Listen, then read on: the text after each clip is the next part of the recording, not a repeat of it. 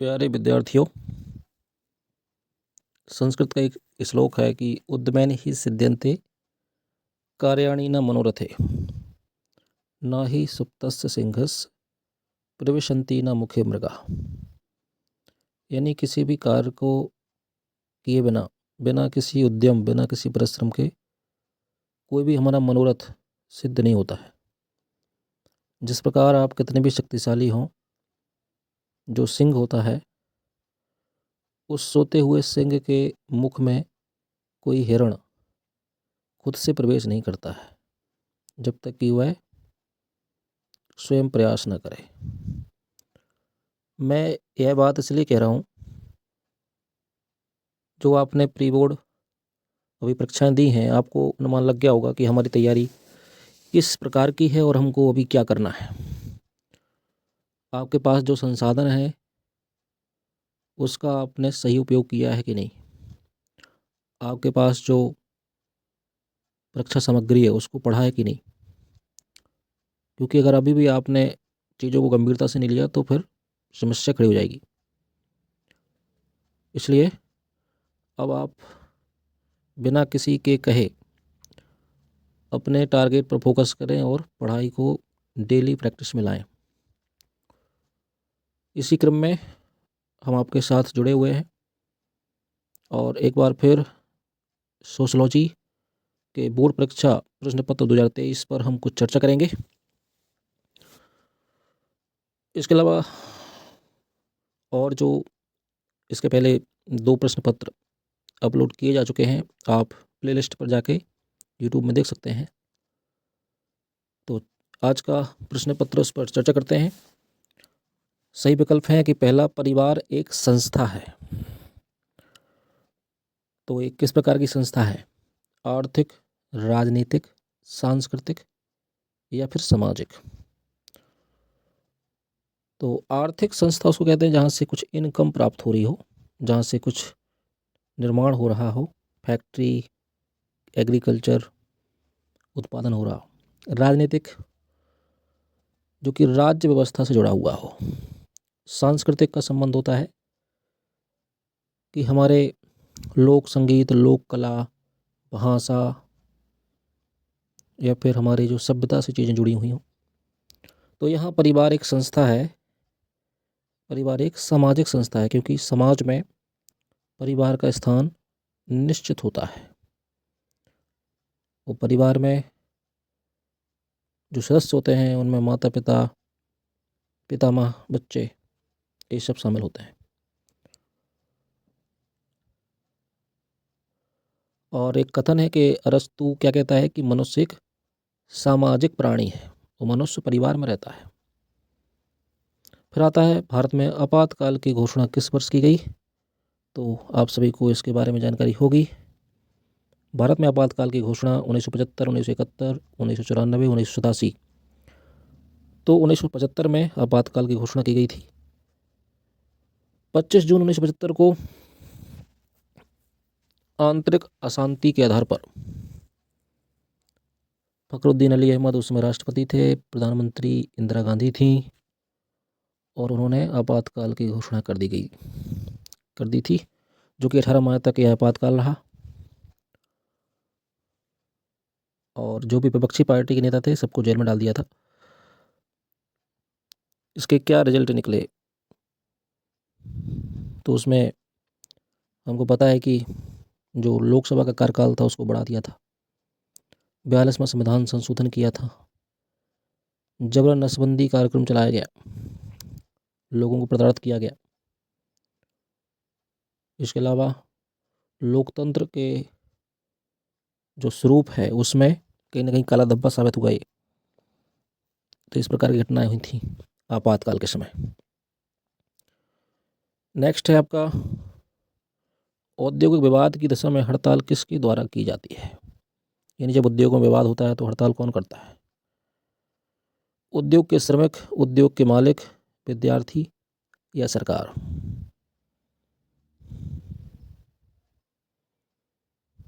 तो हम देख रहे हैं कि उद्योग के श्रमिक ही करेंगे भाई, उद्योग के मालिक थोड़ी करेंगे। ना तो विद्यार्थी करेंगे ना सरकार करेगी। समस्या जिसको होती है वही तो आवाज़ उठाता है ना। फिर आपकी आर्य समाज की स्थापना किसने की? इसके ऑप्शन है आपके स्वामी विवेकानंद, ज्योतिबा फुले और राजा राम मोहन राय, या फिर स्वामी दयानंद सरस्वती। तो आर्य समाज जिसकी स्थापना स्वामी दयानंद सरस्वती द्वारा की गई थी, और इन्होंने जो भी भारतीय संस्कृति या सभ्यता में जो पाखंड कुरीतियाँ थीं उनका विरोध किया। इसके अलावा इन्होंने कहा कि वेदों की ओर लौटो, यानी जो वेदों में ज्ञान है वह बहुत ही महत्वपूर्ण है, क्योंकि वेद वैज्ञानिक स्वरूप है, उसमें सभी प्रकार का ज्ञान, चाहे वो संगीत, आयुर्वेद, इसके अलावा वैज्ञानिक पद्धति से भी वे जुड़े हुए हैं। और भारतीय संस्कृति को ऊंचा उठाने में वेदों का महत्व है। जबकि पुराणों की आलोचना करते हैं, पुराणों को ये लोग पाखंड कहते हैं, स्वामी दयानंद सरस्वती। इसके अलावा आज 12 जनवरी स्वामी विवेकानंद जी का आज जन्म दिवस है, क्योंकि 12 जनवरी 1863 को स्वामी विवेकानंद का जन्म हुआ था। और आज के दिन राष्ट्रीय युवा दिवस के रूप में मनाया जाता है।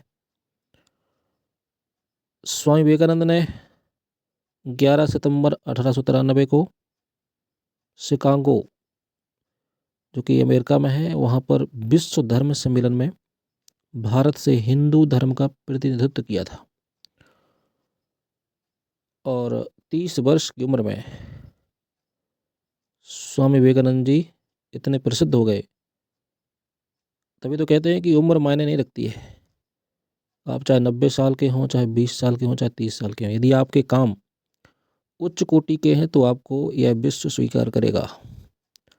आपकी प्रतिभा को समाज को स्वीकार करना पड़ेगा। उम्र से कोई फर्क नहीं पड़ता है, यदि आपके काम बेहतर हैं, उच्च कोटि के हैं। और विवेकानंद जी ने फिर क्या किया? 1897 में रामकृष्ण परमहंस जी के नाम पर रामकृष्ण मिशन की स्थापना की, क्योंकि इनके गुरु का नाम क्या था? रामकृष्ण परमहंस। इसके अलावा इन्होंने वेदांत सोसाइटी की स्थापना की थी। विवेकानंद जी की कुछ पुस्तकें हैं, उनमें कर्मयोग, भक्ति योग, राजयोग, ऐसी उनकी पुस्तकें हैं।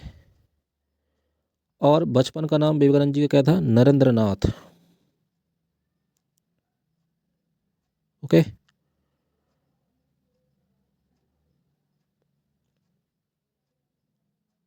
आप स्वामी दयानंद सरस्वती के बचपन का नाम जरूर बताएंगे, इनका बचपन का नाम क्या था? फिर उस ऑप्शन में है ज्योतिबा फुले। ज्योतिबा फुले महाराष्ट्र से संबंधित हैं और इन्होंने एक पुस्तक लिखी थी जिसका नाम है गुलामगिरी। कौन सी पुस्तक है? गुलामगिरी। इनकी पत्नी का नाम था सावित्रीबाई फुले, और उन्होंने महिलाओं, विधवाओं के लिए शिक्षा की व्यवस्था की, उनके लिए आश्रय स्थल की व्यवस्था की। जो भी पाखंड कुरीतियाँ हैं उनको समाप्त करने के लिए इन्होंने भरपूर प्रयास किए। दलित समाज के लिए काफ़ी काम किए, उनकी शिक्षा के लिए काम किए। फिर ऑप्शन में है आपका राजा राम मोहन राय। तो राजा राम मोहन राय ये भी पश्चिम बंगाल से संबंधित थे, और इनको भारतीय पुनर्जागरण का पिता कहा जाता है। तो भारतीय पुनर्जागरण क्या है?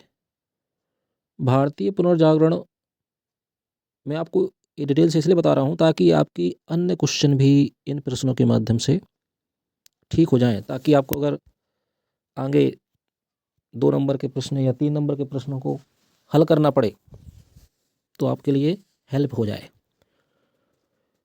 इसलिए आपसे रिक्वेस्ट है कि कृपया करके वीडियो को छोड़कर मत भागा करें।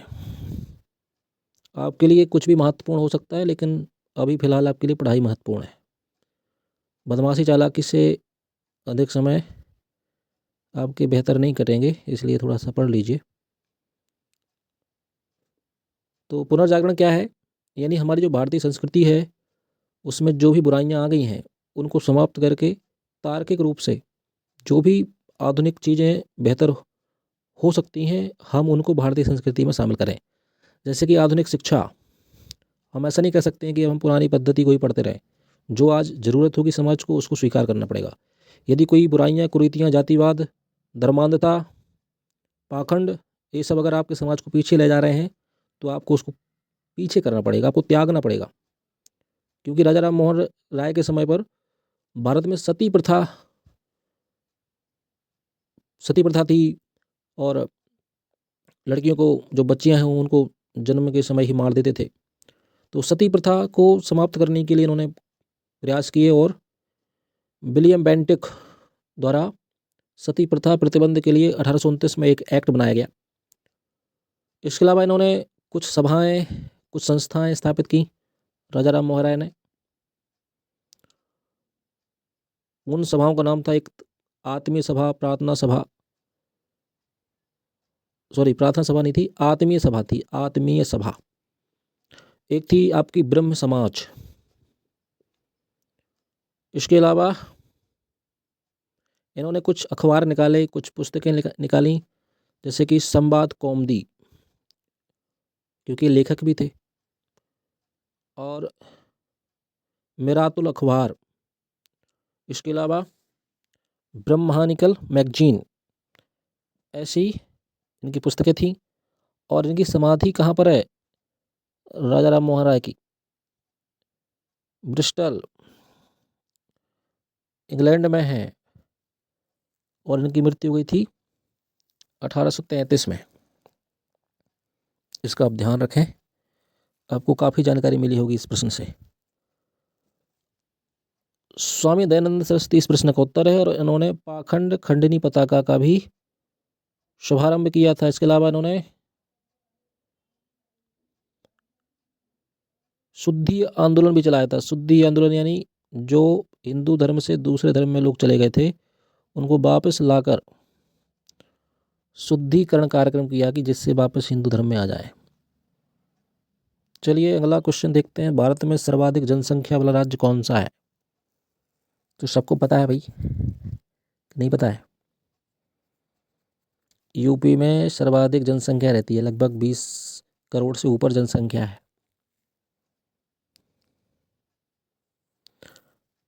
उत्तर हो जाएगा आपका उत्तर प्रदेश। हमारे मध्य प्रदेश में लगभग 7 करोड़ 26 लाख के आसपास जनसंख्या है। और हमारा जो भारत है जनसंख्या के मामले में सबसे अधिक ग्रोथ कर रहा है। लगभग 142 करोड़ जनसंख्या हो चुकी है हमारे भारत देश की। तो देखिए, जनसंख्या अच्छी बात है, लेकिन उसका उपयोग होना चाहिए। जनसंख्या यदि काबिल नहीं है, या तो स्किलफुल हो, वो कुछ काम करना जानती हो। भीड़, यदि जनसंख्या भीड़ है तो फिर वो समस्या है, वो केवल खाएगी और काम मांगेगी। शिक्षा पर ध्यान देना पड़ेगा। नेक्स्ट क्वेश्चन है, स्वतंत्र भारत की पहली जनगणना कब हुई थी? 1950, 1951, 1956, 1953। देखिए, जनगणना प्रत्येक 10 वर्ष में होती है। तो जो स्वतंत्र भारत के बाद जनगणना हुई वो 1991 में हुई थी।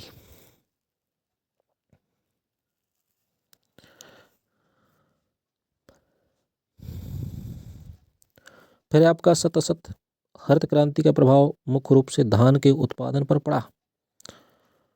तो इसका उत्पादन सर्वाधिक गेहूं के उत्पादन पड़ा था पंजाब के क्षेत्र में, क्योंकि वहाँ इंदिरा गांधी नहर और पंचनद, जो पंजाब क्षेत्र है वो पंच प्लस आब, आब होता है नदियों के द्वारा जो क्षेत्र घेरा गया है उसी को आब बोलते हैं। तो पंच प्लस आब हो जाता है पंजाब। 5 नदियों का वहाँ पर समूह है, इसलिए हरित क्रांति का अधिक लाभ वहाँ पर मिला। चंपारण आंदोलन का संबंध बिहार राज्य से है। तो ये सत्य बात है, चंपारण बिहार में है और महात्मा गांधी यहाँ पर गए और 1917 में नील की खेती संबंधी एक तिनकठिया प्रथा थी, जिसको अंग्रेज द्वारा ज़बरदस्ती किसानों से तिनकठिया पद्धति पे खेती करके उनको लगान वसूल करने के लिए बोला जाता था, नील की खेती करवाई जाती थी। फिर बाद में महात्मा गांधी के आंदोलन के फलस्वरूप किसानों की मांग को माना गया और तिनकठिया पद्धति को बंद कर दिया गया। तीसरा क्वेश्चन है, उदारीकरण की नीति का आरंभ 1994 में हुआ। तो हम सबको पता है कि एलपीजी, उदारीकरण, निजीकरण और ग्लोबलाइजेशन यानी वैश्वीकरण का प्रारंभ 1991 में हुआ था, 1994 में नहीं हुआ है।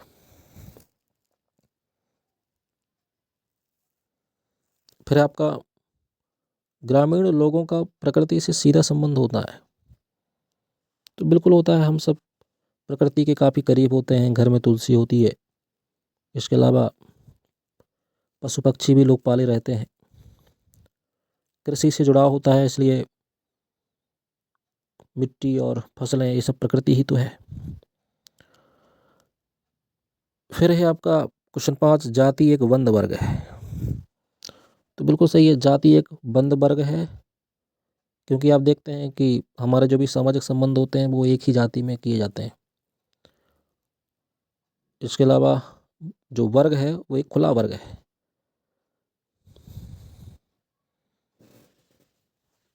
फिर आपका क्वेश्चन 6 जो इसमें दिया है, शिक्षा का प्रबंध करना राज्य का कार्य नहीं है। ऐसे कैसे नहीं है, राज्य का कार्य है वो, तो यह असत्य हो जाएगा, क्योंकि 86वां संविधान संशोधन 2002 के माध्यम से शिक्षा का अधिकार, राइट टू एजुकेशन, सरकार द्वारा प्रदान किया गया और जिसको 2009 में कानून बना दिया। 1 अप्रैल 2010 से उसको लागू कर दिया था 6 से 14 वर्ष तक के बच्चों के लिए।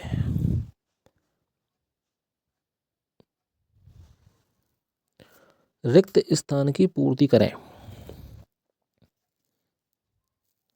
तो सार्वजनिक उद्योगों से सरकार द्वारा अपना निवेश कम करने या समाप्त करने की नीति का नाम क्या है? तो ये क्वेश्चन शायद आया था अभी पेपरों में, और आगामी पेपरों में भी आने की संभावना रहेगी। तो इसमें जो निवेश कम करने या समाप्त करने की नीति का नाम होता है विनिवेश। यानी जब सरकार उद्योग जो होते हैं, सरकारी उद्योग होते हैं, उनमें जो सरकार का पैसा लगा होता है उसको निकाल कर वह निजी क्षेत्रकों को वो उद्योग सौंप देते हैं, तो उसको बोलते हैं विनिवेश। यानी इन्वेस्ट का उल्टा होता है डिसइन्वेस्ट, और उसी को विनिवेश कहा जाता है। दूसरा खाली स्थान है इसका, श्रम विभाजन तथा औद्योगिकरण समाज की एक आधारभूत विशेषता है। तो श्रम विभाजन तथा विशेषीकरण, औद्योगिकीकरण समाज की एक आधारभूत विशेषता है। गंगा के प्रदूषण को रोकने से संबंधित कार्यक्रम का नाम क्या था? गंगा प्रदूषण नियंत्रण। गंगा को भी लोगों ने प्रदूषित कर दिया है, क्योंकि उसमें भी लोग उसको क्या करते हैं, कचरा डाल देते हैं, गंदगी फैला देते हैं, और जो यात्रा करने जाते हैं लोग वहाँ भी वो गंदगी करते हैं। भाई वो चलती फिरती ऐसे समझते नदियों को जैसे कि मुफ्त में वाहन जा रहे हैं, इनको चाहे तुम कचरा डालो चाहे कुछ भी डालो, उद्योगों से जो कचरा निकलता है उसको डालो। मनुष्य अपना कर्तव्य भूल जाता है। फोर्थ ऑप्शन है आपका, जो चौथा क्वेश्चन है, भारत के पूर्वोत्तर राज्यों में किस धर्म को मानने वाले लोग बहुसंख्यक हैं? तो ध्यान रखें, जो नॉर्थ ईस्ट के स्टेट हैं जैसे कि नागालैंड, सिक्किम, मिजोरम, मणिपुर, यहाँ पर ईसाई समुदाय बहुत अधिक मात्रा में है। ईसाई धर्म है वहाँ पे सबसे ज़्यादा है। कहाँ पर? पूर्वोत्तर राज्यों में, नॉर्थ ईस्ट राज्यों में। इसकी वजह कहीं ना कहीं एक वजह ये भी हो सकती है कि जो नॉर्थ ईस्ट के राज्य हैं वहाँ आदिवासी समुदाय बहुत ज़्यादा हैं, और आदिवासी समुदाय अगर कहा जाए वो पहाड़ी क्षेत्र हैं, वहाँ पर विकास भी कम हुआ है और एजुकेशन का लेवल वहाँ पर पहुँचा नहीं है। तो जो ईसाई मिशनरियाँ काम करती हैं, जो धर्म परिवर्तन करवाती हैं और भोले भाले लोगों को भ्रमित कर देती हैं, इसलिए भी उनकी संख्या वहाँ पर ईसाईकरण हुआ है, ईसाई संख्या बढ़ गई है।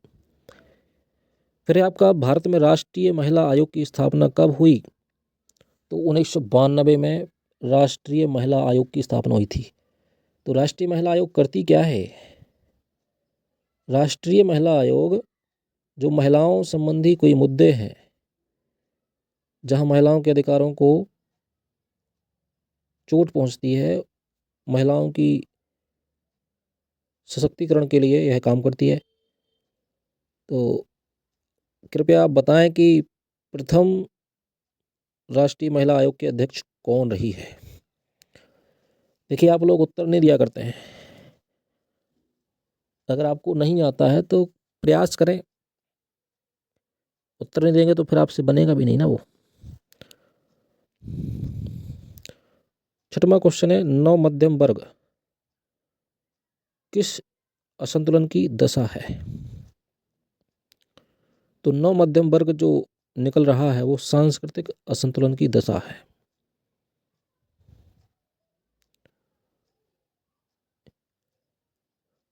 सातवां है आपका, हरित क्रांति का सबसे अधिक लाभ किस राज्य को प्राप्त हुआ? पंजाब राज्य को प्राप्त हुआ है। फिर आपका सही जोड़ी बनाइए। औद्योगिक समाज की विशेषता क्या है? जहां उद्योग होंगे वहां पर बाजार क्या होगा? विकसित बाजार प्रणाली होगी वहां। सोशल मूवमेंट्स इन इंडिया, सामाजिक आंदोलन भारत में किसने प्रारंभ किया या इसका संबंध किससे है? तो M.S. राव, ये लेखक भी हैं और ये सामाजिक कार्यकर्ता टाइप से जुड़े हुए हैं। अपनी ही जाति में किया गया विवाह, अपनी ही जाति में किया गया विवाह क्या है? अंतरजातीय विवाह है। अन्य पिछड़े वर्ग, इसका हो जाएगा क्या? अवशिष्ट श्रेणी। अन्य पिछड़ा वर्ग से कौन सा आयोग जुड़ा है? काका कालेलकर आयोग, बीपी मंडल आयोग, रोहिणी आयोग। इसका ध्यान रखना आप। आरक्षण की बात करते हैं और उनको जो अधिकार हैं वो भी मिले, उनके विकास की बात करते हैं लोग। फिर है आपका ग्रामीण उपभोक्ता की समस्या, इनकी समस्या क्या है? उदारीकरण। राष्ट्रीय बीज निगम की स्थापना 1963 में की गई थी। फिर आपका धर्मनिरपेक्षता से क्या आशा है? इसका आशय होता है कि राज्य के लिए सभी धर्म के लोग समान हैं, राज्य किसी भी धर्म को बढ़ावा नहीं देगा, वह सभी धर्मों के लिए एक समान कार्य करेगा, भेदभाव नहीं करेगा, और राज्य का कोई धर्म नहीं होगा। भारतीय संविधान में इसका उल्लेख है, संविधान की प्रस्तावना में उल्लेख है। फिर आपका कृषक वर्ग संरचना में किस वर्ग की स्थिति सबसे भिन्न होती है? तो भाई जो भूमिहीन कृषक होते हैं उनकी स्थिति सबसे भिन्न होती है, क्योंकि उनके पास संपत्ति नहीं है। फिर आप भारत में स्वतंत्रता के बाद अर्थव्यवस्था के किस मॉडल को अपनाया गया था? तो हम जानते हैं कि मिश्रित अर्थव्यवस्था मॉडल को अपनाया गया था, जिसमें समाजीकरण, समाजवाद और बाजारीकरण की शक्ति को मिला के काम किया जाता है, ताकि व्यापारी भी काम करें, सरकार भी काम करे, ताकि जनता को अधिकतम लाभ प्राप्त हो। फिर आपका समाज कल्याण का मुख्य अर्थ बताइए। Social welfare. तो जो सामाजिक कल्याण है उसमें जो निम्न वर्ग के लोग हैं, पिछड़े वर्ग के लोग हैं, महिलाएं हैं, बच्चे हैं, उनके लिए सरकार ऐसे कुछ कार्य करे जिससे उनकी जो स्थिति है वो बेहतर हो जाए। उनको खाने के लिए सामग्री मिल जाए सस्ते दाम पर, उनका इलाज हो जाए, उनके लिए शिक्षा व्यवस्था मुफ्त मिल जाए, इसके अलावा पानी की व्यवस्था हो जाए, सड़कों की व्यवस्था हो जाए। ये क्या है? सामाजिक कार्यक्रम है, सामाजिक कल्याण है। नर्मदा आंदोलन में महत्वपूर्ण भूमिका निभाने वाली महिला कौन है?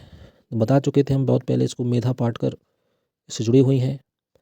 वंश परंपरा के आधार पर परिवार के दो मुख्य रूप कौन से होते हैं? तो होते हैं मातृवंशीय परिवार और पितृवंशीय परिवार।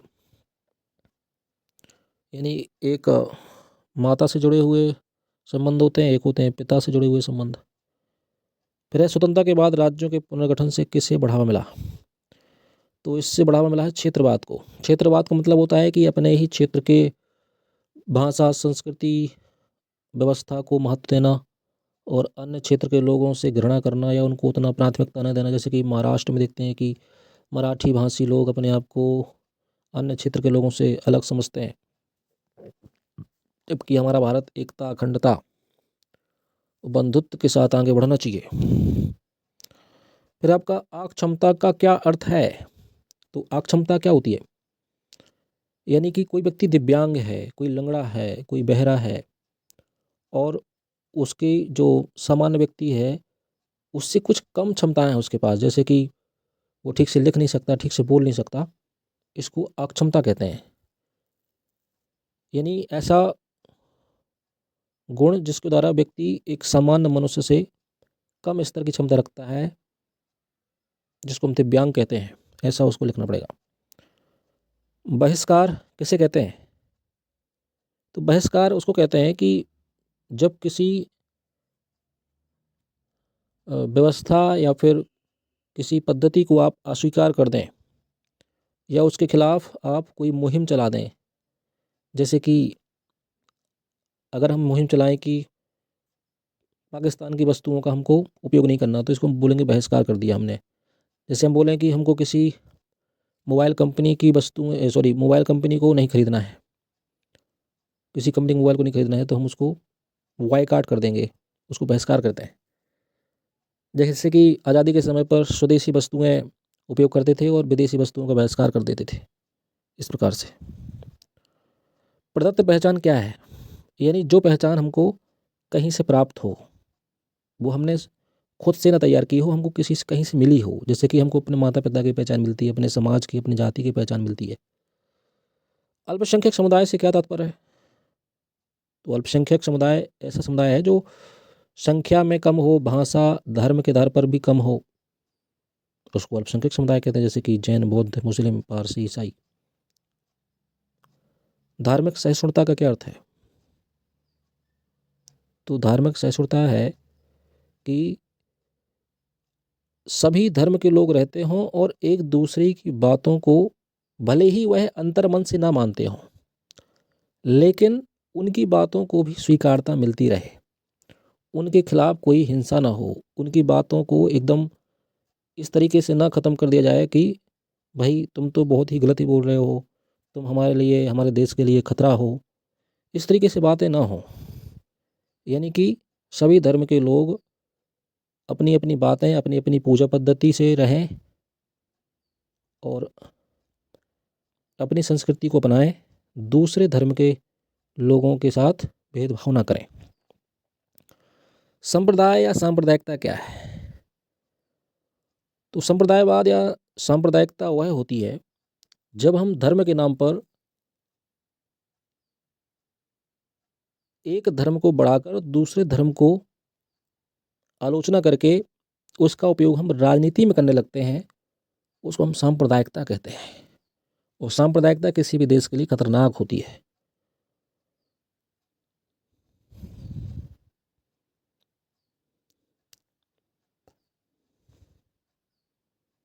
संरचनात्मक परिवर्तन किसे कहते हैं? तो संरचनात्मक परिवर्तन जैसे कि समाज में आज़ादी के बाद हम देखें तो हमारे देश में संविधान आया, शिक्षा की व्यवस्था आई, महिलाओं को भी आगे आने का मौका मिला, तो समाज में बहुत सारी चीज़ें परिवर्तन हुई। इससे सभी वर्ग के लोगों को बराबरी का दर्जा मिला। शिक्षित समाज से वैज्ञानिक सम्मत समाज तैयार हुआ, रूढ़िवादियों का समापन हुआ, जाति प्रथा भी कम हो रही है। कृषि से लोग उद्योग की तरफ जाने लगे, व्यापार की तरफ जाने लगे। इस रचनात्मक परिवर्तन है। उपनिवेशवाद किसे कहते हैं? तो उपनिवेशवाद कहीं ना कहीं जब एक देश दूसरे देश के आर्थिक संसाधनों का उपयोग करता है उसको हम उपनिवेशवाद कहते हैं। देखिए, आपके लिए बेहतर वीडियो रहेगा और आपका यदि फीडबैक पॉजिटिव मिलेगा तो हम आगे भी इस पर डिस्कस करेंगे। आज के लिए इतना ही। अगर आप चैनल पर नए हैं तो कृपया करके चैनल सब्सक्राइब कर दें, वीडियो लाइक कर दें, अपने दोस्तों तक इसको शेयर कर दें और कमेंट बॉक्स में ज़रूर बताएं आपको प्रयास कैसा लगता है। चलते पढ़ते रहिए और अपनी तैयारी को बढ़ाते रहिए। धन्यवाद।